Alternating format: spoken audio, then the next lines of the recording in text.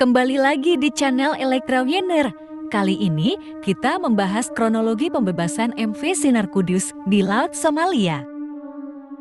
Berikut kronologi pembebasan MV Sinar Kudus yang disampaikan oleh Panglima TNI Laksamana Agus Suhartono dalam jumpa pers di Puspen Mabes TNI, Cilangkap, Jakarta Timur. Senin tanggal 2 bulan 5 tahun 2011. Tanggal 16 Maret 2011. MV Sinar Kudus dibajak selanjutnya digunakan sebagai kapal induk pembajak untuk beroperasi ke utara sampai Teluk Oman. Tanggal 17 Maret, Presiden SBY menerima laporan soal pembajakan MV Sinar Kudus. Tanggal 18 Maret pukul 11.00 WIB, Presiden memberikan perintah langsung operasi pembebasan terhadap ABK MV Sinar Kudus. Pukul 14.00 WIB, rapat khusus Kemenko Polhukam untuk membahas alternatif pembebasan. Hasilnya yakni negosiasi terus dijalankan dan operasi militer disiapkan. 19 WIB diputuskan untuk bertindak. Pertama, membebaskan kapal dengan operasi khusus bila kapal Sinar Kudus di tengah laut. Kedua, menyiapkan rencana cadangan bila kapal telah turun jangkar di wilayah Somalia dengan mempelajari perkembangan. 3. Mengirimkan 2 kapal fregat dan pasukan khusus.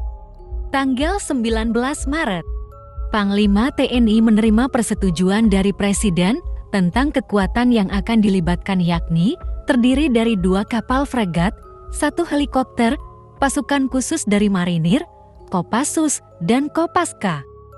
Tanggal 20 Maret, penyiapan kapal dan pasukan. Tanggal 21 Maret, paparan rencana operasi dan menerima keputusan Presiden. 2 fregat dan heli diberangkatkan dari Jakarta. Pasukan khusus dari Jakarta menggunakan pesawat TNI AL dan bergabung dengan kapal di Kolombo. Komando dari keputusan go atau no go dari Presiden. Pembebasan dilakukan saat kapal sedang berlayar. Tanggal 23 Maret pukul 18.00 WIB. 2 fregat dan helikopter berangkat dari Jakarta. Tanggal 29 Maret, 2 kapal tiba di Colombo menerima pasukan khusus dan bekal ulang. Tanggal 30 Maret, 2 fregat berangkat dari Colombo ke Somalia. Informasi terakhir yang diterima kala itu, MV Sinar Kudus telah turun jangkar di perairan Somalia, namun ada kemungkinan masih digunakan sebagai kapal induk. Tanggal 4 April, pasukan gugus tugas tiba di Somalia dan pengumpulan data dan rencana cadangan, yakni pertama, hasil deteksi dari helikopter yang diterbangkan dilaporkan ada 8 kapal negara lain yang dibajak.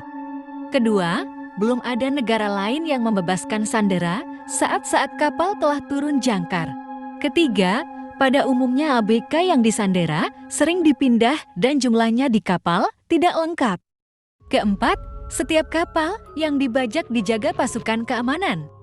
Kelima, ada 20 kelompok perompak yang terorganisir yang setiap kelompoknya terdiri dari 30 anggota.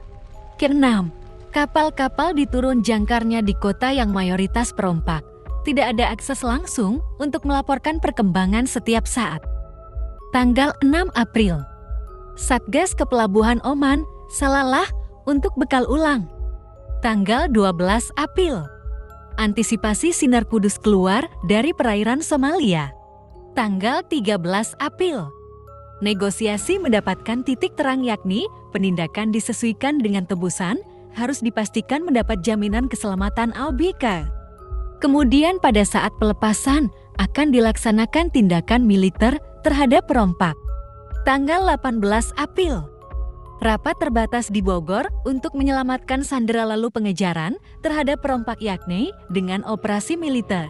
Selain itu, aksi serentak dengan kekuatan 1 LPD, 1 heli, Kopassus, Kostrat, Marinir, serta pelibatan Sandi Yudha pimpinan dan Kormar. Tanggal 21 April, penambahan kekuatan diberangkatkan ke Jakarta menuju Somalia. Tanggal 27 April, Presiden mencermati kebijakan dan permintaan bebaskan dan selamatkan ABK, laksanakan aksi militer terhadap elemen perompak mengawal MV Sinar Kudus sampai ke Oman. Tanggal 28 April, rencana pengantaran uang tebusan dibatalkan karena ada pimpinan perompak menaikkan jumlah yang disepakati. Tanggal 30 April, pengantaran uang tebusan menggunakan pesawat dispenser. Tebusan dibawa ke MV Sinar Kudus untuk dicek asli atau tidak lalu dibagi ke perompak, investor, tokoh informal 10%, dan penjaga 10%. Perhitungan dilakukan di kapal hingga malam. Tanggal 1 Mei, paginya, perompak turun dari MV Sinar Kudus. Setelah tidak ada lagi perompak, baru dilakukan aksi tindakan militer pengamanan untuk melakukan pengejaran perompak karena perompak tahu tindakan itu. Perompak ikut menyerang. Akhirnya terjadi baku tembak. 4 perompak terkena tembakan dan jatuh ke laut. Tidak ditemukan mayatnya di laut, hanya seperbuatnya yang berhasil ditemukan dan dibawa ke Indonesia. Setelah itu, TNI mengecek keamanan MV Sinar Kudus dan sterilisasi perompak dan bahan peledak. Setelah diketahui aman, kapal dibawa ke Oman dikawal dengan 2 fregat. Tanggal 4 Mei, Satgas, kapal Alpe di landing platform dek, dan pihak militer lainnya melakukan konsolidasi di Oman. Dengan adanya kejadian ini, lanjut Agus, setiap kapal yang melintasi daerah rawan akan dikawal 2 fregat untuk pembebasan MV Sinar Kudus ini. Opsi nego dan operasi militer sudah direncanakan sehingga penyelamatan bisa dilakukan sebaik-baiknya. Sekian dulu informasi mengenai pembebasan MV Sinar Kudus dan terima kasih yang sudah menonton. See you